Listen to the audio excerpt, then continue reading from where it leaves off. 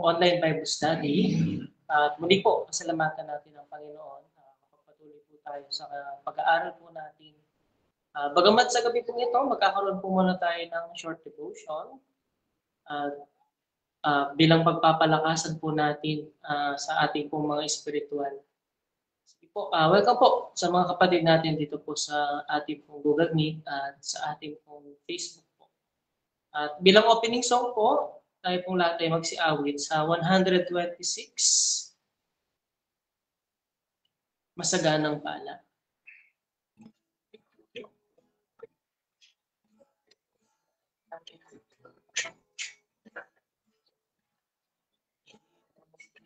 Masambiya, mga unang pamilya, kasikat, namuna sa ilang sa pa ang kapitan namin, awang nagkaksapaling sa aming masagang natin. O sa biyang ang nagpapawag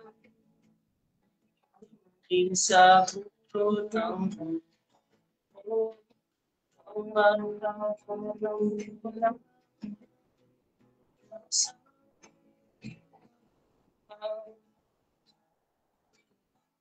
ilang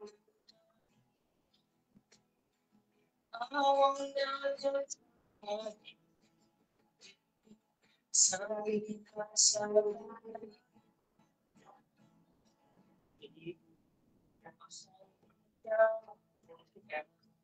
Sa Panginoon ay nasita sa ilang sa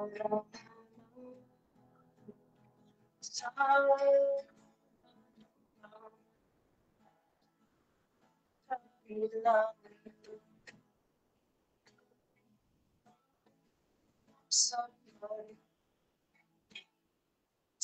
sa ikasalan.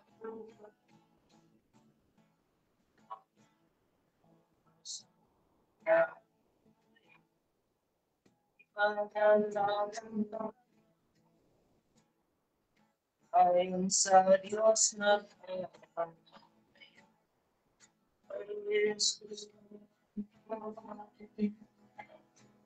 sa ang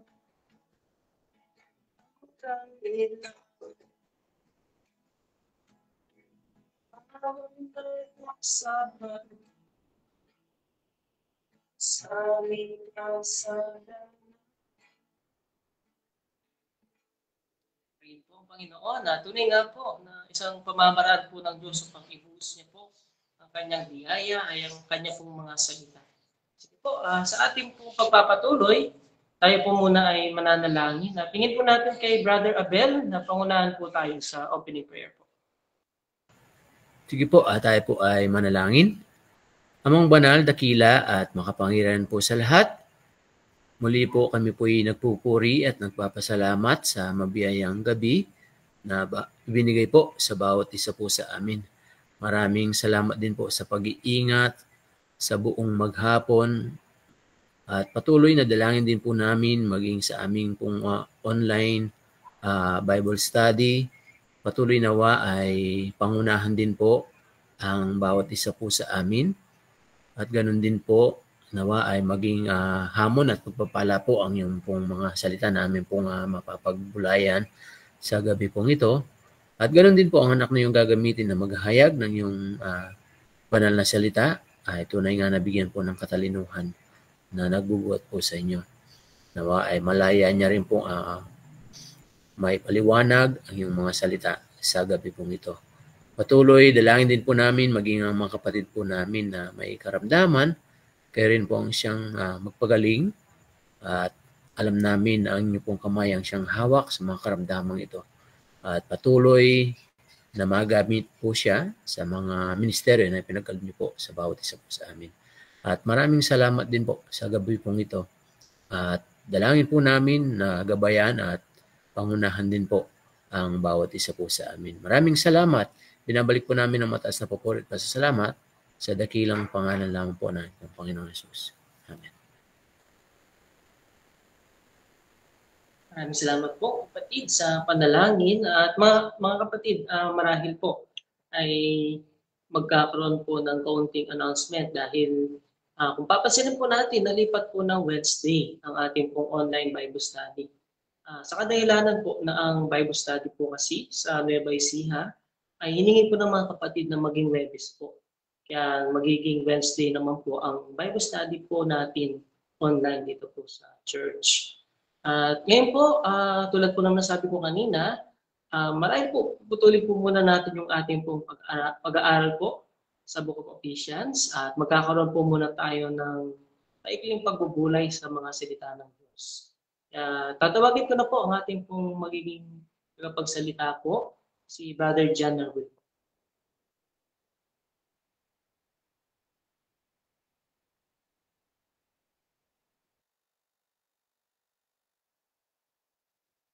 Thank you, Brother Anthony.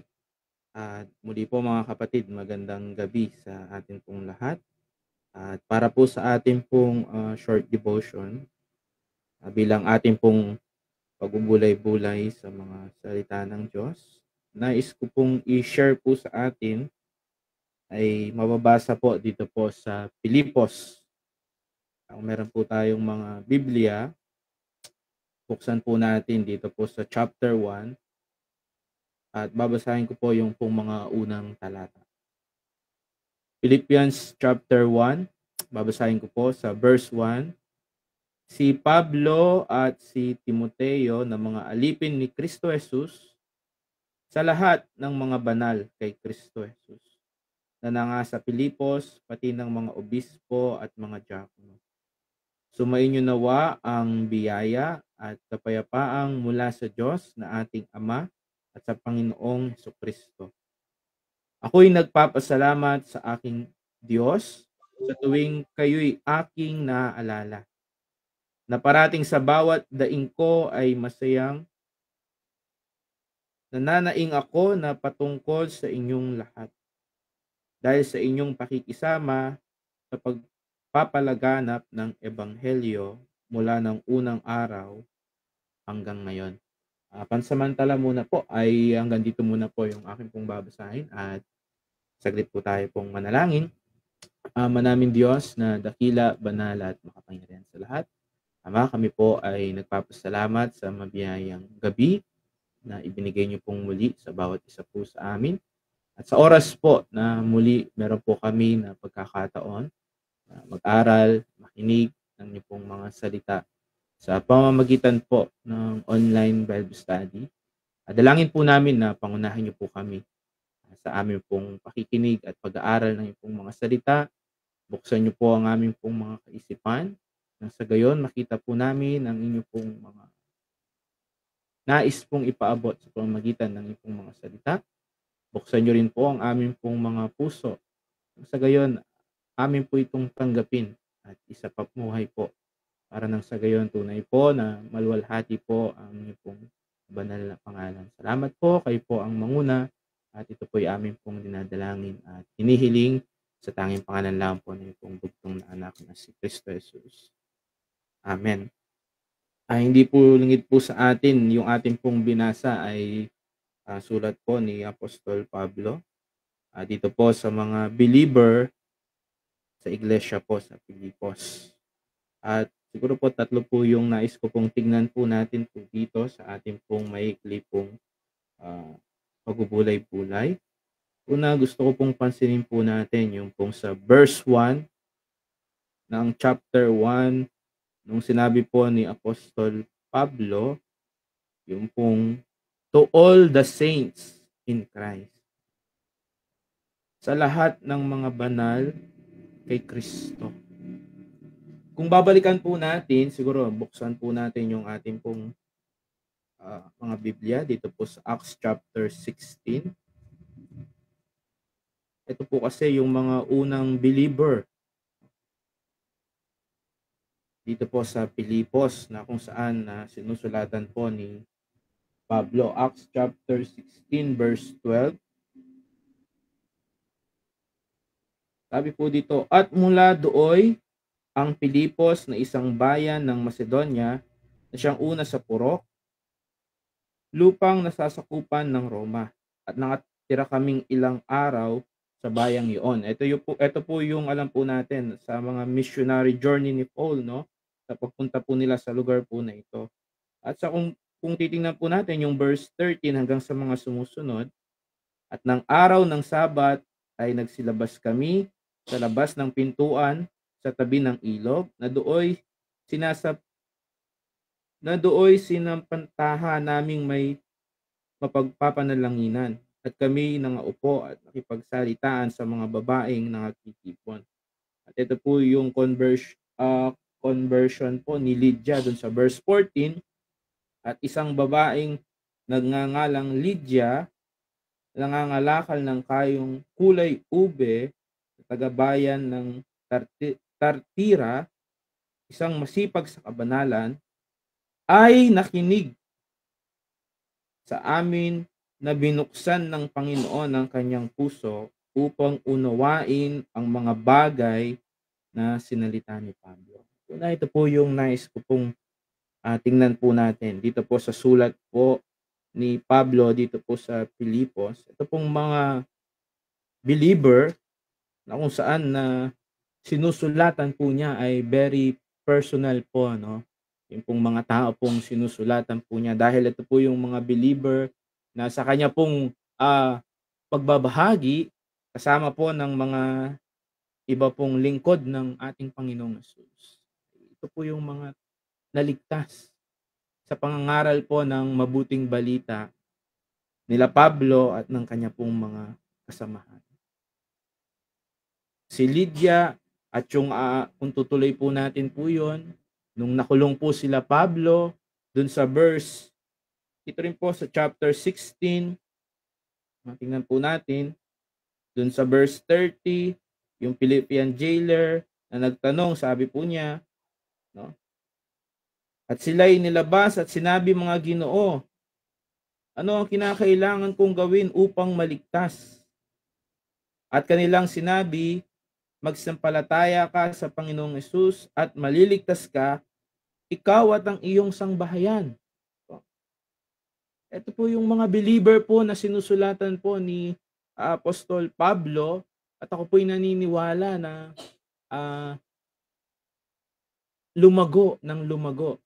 Ibig pong sabihin, marami pa pong naligtas po sa lugar po ng Pilipos dahil po sa pangangaral ng mabuting balita ng kaligtasan. Kasi kaya nga po dun sa Roma chapter 1 verse 16, lagi po nating tatandaan yung pong sinabi po ni Pablo na ang kapangyarihan ng Diyos para po sa ikaliligtas ng isa pong tao ay walang iba kundi po ang mabuting balita. Dun sa Roma chapter 1 verse 16, ito yung kapangyarihan ng Diyos. Kaya ibig kong sabihin dun sa basahin ko po siguro, Roma chapter 1 verse 16, sapagkat hindi ko ikinahihiya ang ebanghelyo, sapagkat siyang kapangyarihan ng Diyos sa ikaliligtas ng bawat sumasampalataya ay unay sa Hudyo at gayon din sa Griego. At ito pong mga sila Lydia, yung pong Philippian jailer, sila po ay nag-surrender dun sa kapangyarihan ng Diyos o dun po sa mabuting balita. Marami po kasing nagpipreach ng gospel at sabihin na po natin maraming nakakapakinig ng gospel. Pero kahit gaano kakapangyarihan ang salita ng Diyos, kung hindi po ang isang tao ay hindi po siya magsusurrender doon po sa kapangyarihan po ng Diyos. Anong ibig sabihin po nun? Yung tatanggapin, paniniwalaan ang mabuting balita ay hindi po sila maliligtas. Kaya naman po doon po sa chapter 16 din po, dun sa verse 32, di ba po, tinanong po ng Philippian jailer, paano ako maliligtas? Sabi nila, Pablo, manampalataya ka. Maliligtas ka, ikaw at ang iyong sambahayan. Ang tanong, paano po maliligtas yung sambahayanan? Ito Philippian jailer. Nandun po yung sagot sa verse 32. Sabi po kasi doon, at sa kanila'y sinilita nila ang salita ng Panginoon, ang mabuting balita, pati sa lahat ng nasa kanyang bahay. Yun po yung kapangyarihan po ng Diyos. Yun pong gospel. Kaya kung babalikan po natin, dito po sa Philippians chapter 1, to all the saints, sinasabi po ni Pablo po dito, ito po yung mga believer na na-convert. Sa kanila pong pangangaral ng mabuting balita tungkol sa ating Panginoong Hesus. At pangalawang gusto ko pong tingnan po natin po dito, yung pong naging connection po nila Pablo at nito pong mga believer po na ito. Hindi lamang po yung naging conversion po nila, kasi po napakaganda po nung balikan din po natin yung Acts chapter 16. Dun sa verse 15, after po kasi nung tinanggap ni Lydia ang Panginoong Hesus, sabi po dito, nang siya'y mabautismuhan, verse 15 po ng chapter 16, mabautismuhan na at ang kaniyang mga kasangbahay, tingnan po natin, no? Kaya ito po yung pag may naligtas po sa isa pong member of the family, opportunity po yun na ma-preach ang gospel sa buong kasambahayan. Sabi po dito, ay namanhik siya sa amin. Ito po yung connection na sinasabi ko po, no? Na sinasabi kong inyong inaakalang ako'y tapat sa Panginoon, ay nagsipasok kayo sa aking bahay at kayo'y magsitira doon at kami pinilit niya. Tingnan po natin po ito. Same experience nila Pablo dito po sa verse 33 din po, nung conversion din po nung pong Philippian jailer sa verse 33 ng chapter 16. At salay kaniyang kinuha ng oras ding yaon ng gabi at hinugasan ng kanilang mga latay at pagdakay binautismuhan siya at buong sambayanan niya at sila'y kaniyang ipinamanhik sa kanilang bahay at inainan sila ng pagkain at naggalak ng totoo, pati ng buong sambayan niya ay nagsampalataya sa Diyos. Yung connection between Paul and ito pong mga believer sa Pilipos. Ano po yung mapapansinin po natin dito? Nandun po yung pagmamalasakit, nandun po yung pag-ibig, nandun po yung concern. Kaya po nandun po yung word na pinipilit, yung pong yung dito sa Philippian jailer, ginamit po yung sa verse 34, ipinamanhik. At yun po ay bunga ng, alam po natin, yung po ay fruit of the Holy Spirit, yung pong love. At abang ito po ay aking pong pinagbubulayan din po, kung minsan ito po yung mga nawawala sa panahon po ng ating pong sabihin na po natin yung technology, online, yung pong mga group chat. Yes, totoo, meron pong connection, madali yung nare-reach out mo, pero minsan wala na yung concern. Minsan wala na po yung love.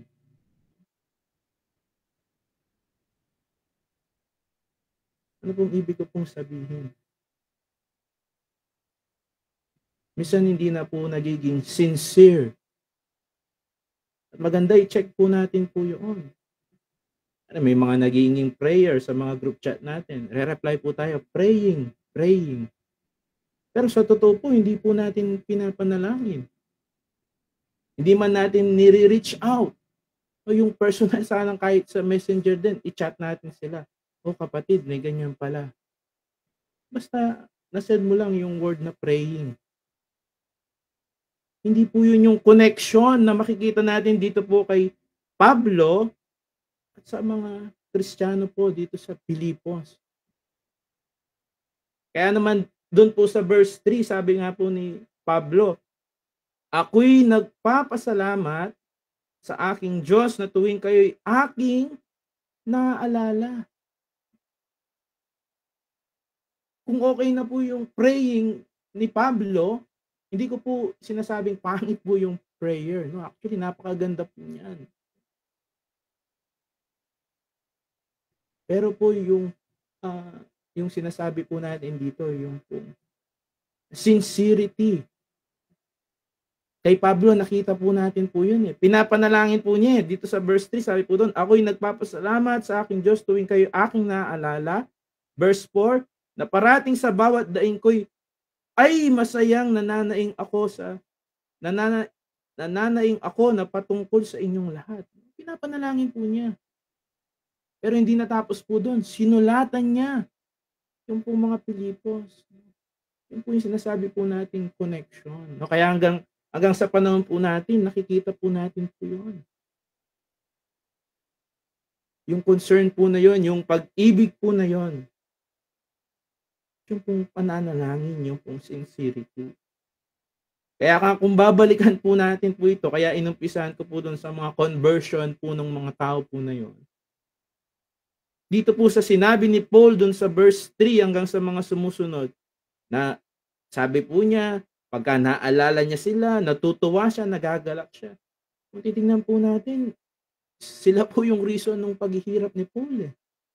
Bakit siya nakulong? Bakit siya nasugatan? Sino yung nanakit sa kanya? Yung Philippian jailer. Pero bakit natutuwa siya? Sabi niya po doon po sa verse 5, bakit nagagalak siya? Dahil sa inyong pakikisama sa pagpapalaganap ng ebanghelyo mula ng unang araw hanggang ngayon.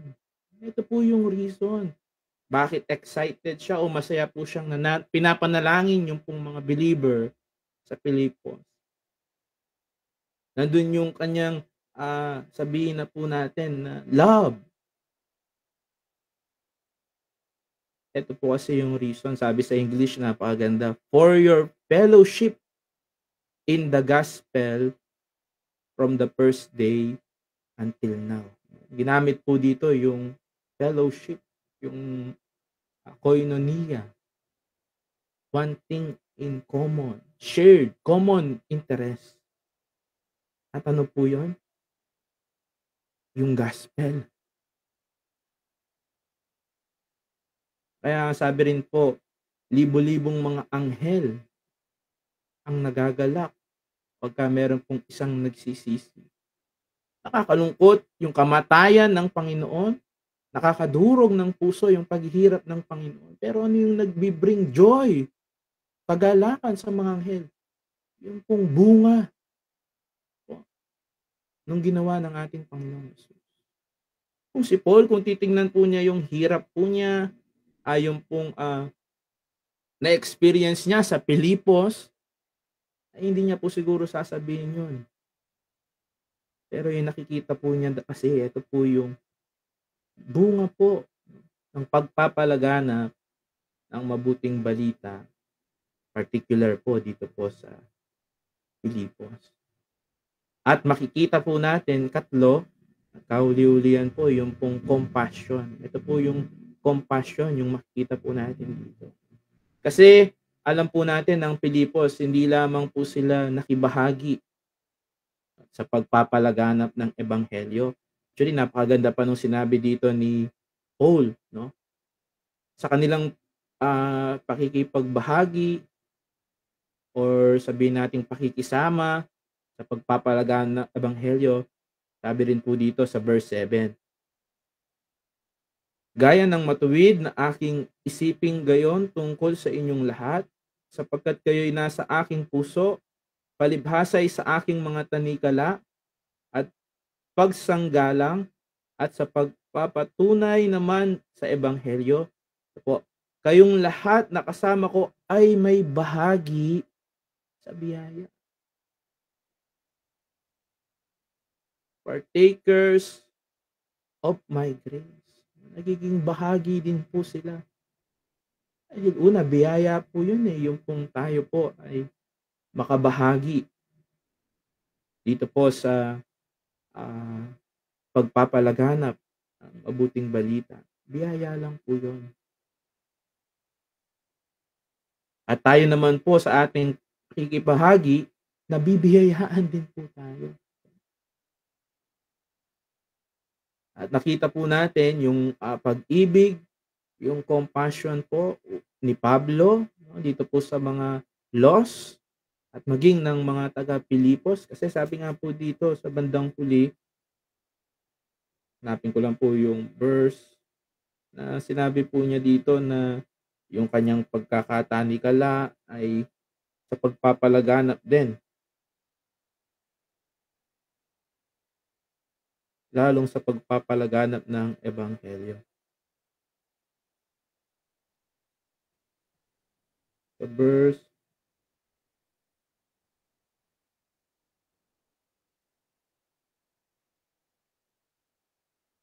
siguro basahin ko na po itong verse 14. Sabi po niya, hanggang sa mga sumusunod po, at ang karamihan sa mga kapatid sa Panginoon na palibhasa ay may pagkakatiwala sa aking mga tanikala, ay lalong nagkaroon ng tapang upang salitain walang takot ang salita ng Diyos.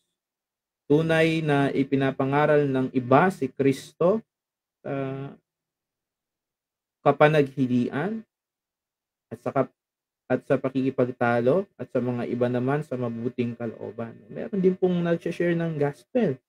Kaya nga po ginagamit po natin yung word na sincerity. Minsan po iba po yung reason or motive. Verse 16, ang isa'y gumagawa nito sa pag-ibig, palibasay nalalaman na ako'y nalalagay sa sanggalang ng ebanghelyo. Datapwat itinatanyag ng iba si Kristo dahil sa pagkakampi-kampi, hindi sa pagtatapat, na ang iniisip ay dalhan ako ng kapighatian sa aking mga tanikala.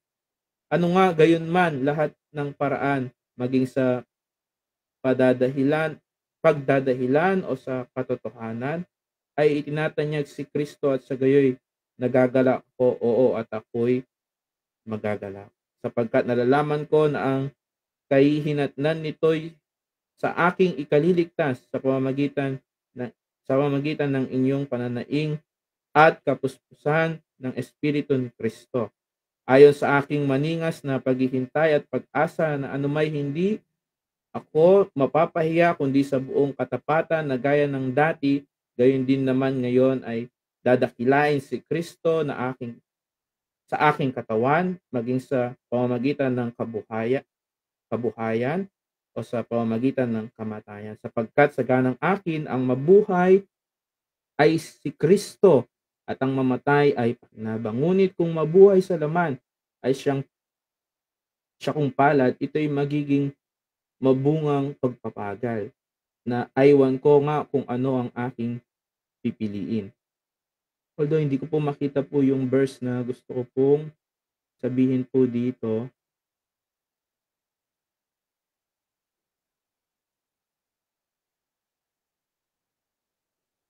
Pero ang sinasabi po kasi po doon, yung pong nangyari po sa kanya ay for the purtenance, no, ng mabuting balita ng kaligtasan. Ano pong ibig ko pong sabihin? Any opportunity sa life po ni Paul, katulad po nung binasa po natin, anuman po sa kamatayan, sa kabuhayan, ay ginagamit po niya yun na opportunity to share, to preach the gospel. Verse 12.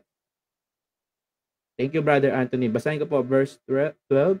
Ngayon, ibig ko na inyong malaman, mga kapatid.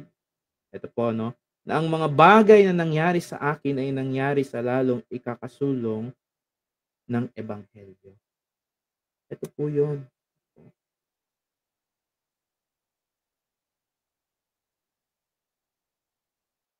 Kaya po, kung titingnan po natin dun sa verse 12 na binasa po natin, sabi po doon, ngayon ibig ko na inyong malaman ng mga kapatid na ang mga bagay nangyari sa akin ay nangyari sa lalong ikasusulong ng Ebanghelyo. Kung hindi po sila nakulong, ay hindi po makakapakinig yung pong Philippian jailer.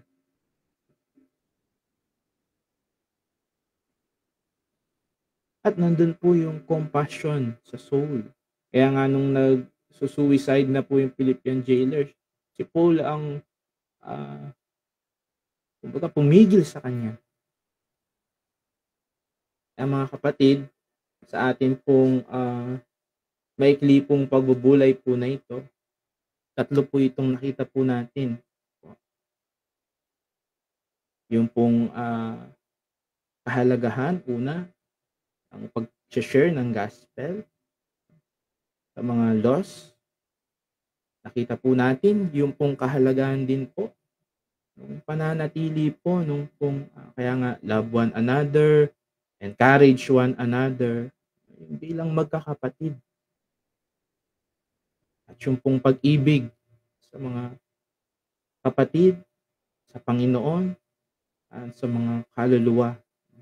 Kaya ano man po yung mangyari dun po, actually meron pa po dito kung titingnan po natin na lumago kayo sa pag-ibig, nang sa gayon mapili, sabi ni Pablo sa mga taga-Pilipos, mapili nila yung best, yung pinaka-best in decision in life po natin.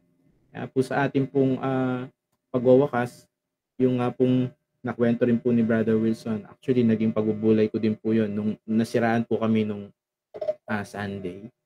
Magkakasama po kami nung pong Monday. Actually, madali lang pong nagawa po yung sasakyan siguro wala man pong 5 minutes or 10 minutes nagawa po yung sasakyan. Madali lang po yung nagawa ng sasakyan. At sa pagbubulay-bulay ko na itinuon po ng Panginoon lang na mangyari po sa amin po siguro yon, para that morning, makapasyal po kami doon, makapunta po kami doon. Yun nga po yung mabisit po namin yung mga kapatid. Kasi nung pauwi po kami, merong announcement na babalik po ulit yung pong pwesto po or yung ating pagtitipon sa Valenzuela. Near po doon kila Brother Jim. Naisip ko po na meron pong plano doon po kasi yung pong mga nandun sa kanto, nandun po kami, nakikipagkwentuhan. Maaaring possible na sila yung matraks distribution. Maging kumbaga sa area na mashiran sila ng gospel. At sabi nga ni Brother Wilson ay all things work together for good. At dun sa all things po na yun, lagi po din natin hanapin yung opportunity na masharean po ng gospel. Yung pong pagkakataon na makapag-share ng gospel. Kaya po siguro po, pansamantala, hanggang doon lang po at tayo po ay manalangin. Ama namin Diyos na dakila, banal at makapangyarihan sa lahat. Nagpapasalamat po kami parati sa inyong pong pag-ibig, sa inyong pong biyaya, sa inyong pong awa, ipinagkaloob po sa amin pong mga kasalanan.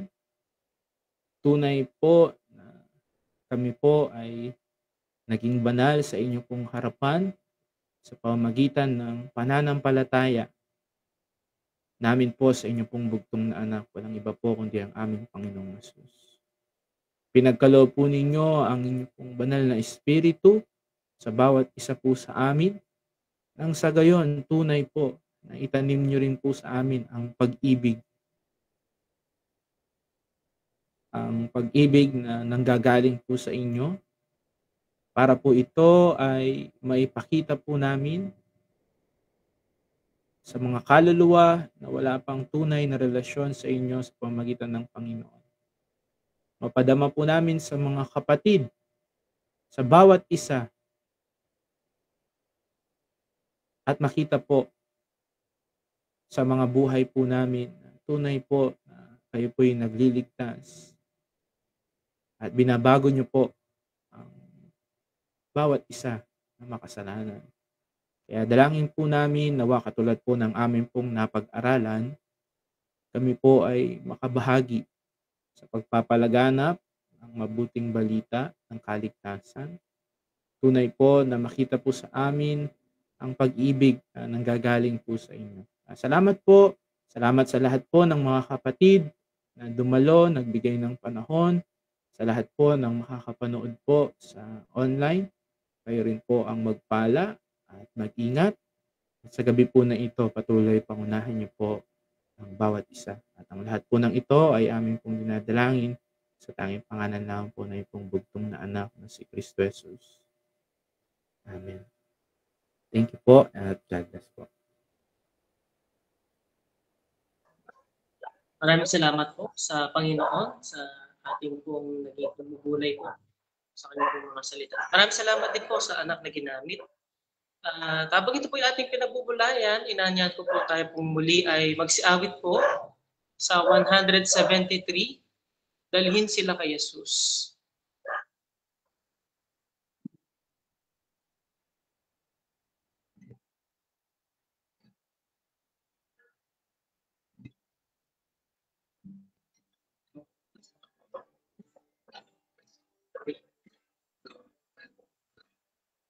Ingat niya'y nakikinig sa kalan ng paniyang ng tinatawag ka.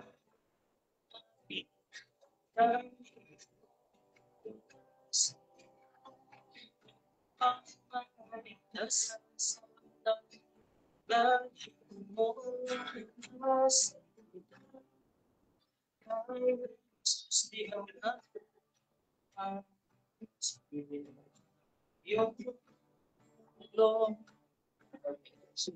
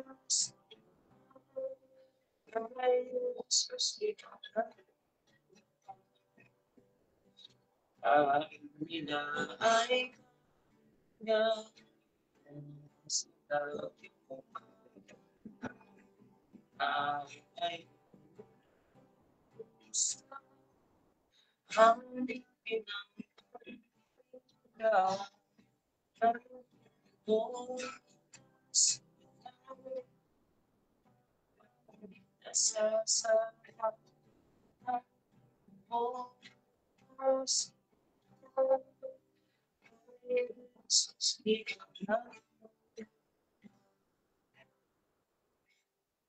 Salamat po. At sa ating pong pagwawakas, hingin po natin kay Brother Norman po na pangunahan po tayo sa closing prayer. Sige po, tayo po ay manalangin.